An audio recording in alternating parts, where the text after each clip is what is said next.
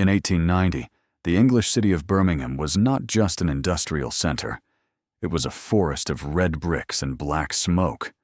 Amid those narrow alleys, a gang was born that knew no mercy, a gang that made elegance a weapon and flat caps a symbol of death.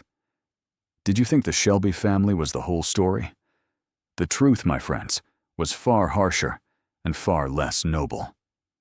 Welcome to the real world of the Peaky Blinders, where there were no heroes, only survivors.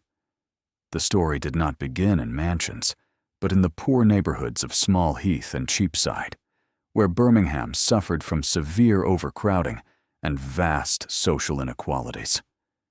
Young people there faced two choices: starve in the factories or take life by force.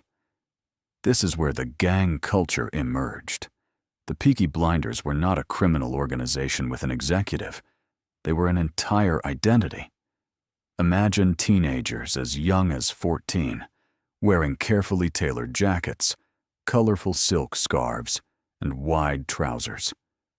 These clothes sent a message to society. They were dangerous and feared no one. And the famous flat cap was not just for rain. It was a badge of belonging, a shield hiding eyes that never slept. The question everyone asks is, did those caps really contain razor blades? Historically, razor blades were expensive luxury items in the late 19th century, and it's unlikely that poor street kids had them in abundance. Historians believe the name came from peaky, meaning the cap with a peak, and blinder, a street term for someone dazzling and attention-grabbing. But that does not mean they were peaceful. Instead of blades, they used iron-tipped shoes, knives, hammers, or anything that could break bones. Their fights were fast, bloody, and left a mark on their victims' lives. In the TV series, we admired Tommy Shelby for his intelligence and pride, but in reality, the names were different. There was Thomas Gilbert, considered the gang's godfather, a mysterious man who constantly changed his identity to escape justice. There was also Harry Fowler, imprisoned for stealing a bicycle. The reality involved petty crimes sometimes, but executed with extreme violence. Imagine, in 1890, a man named George Hadfield being attacked just for asking the gang for a sip of beer in a pub. They didn't just beat him. They smashed his skull with sharp tools in front of everyone. This is the real face of the Peaky Blinders. They did not steal from the rich to give to the poor. They stole from anyone who crossed their path. By the early 20th century, the Peaky Blinders' power began to fade, not only because of the police, but also due to the rise of more organized and brutal gangs.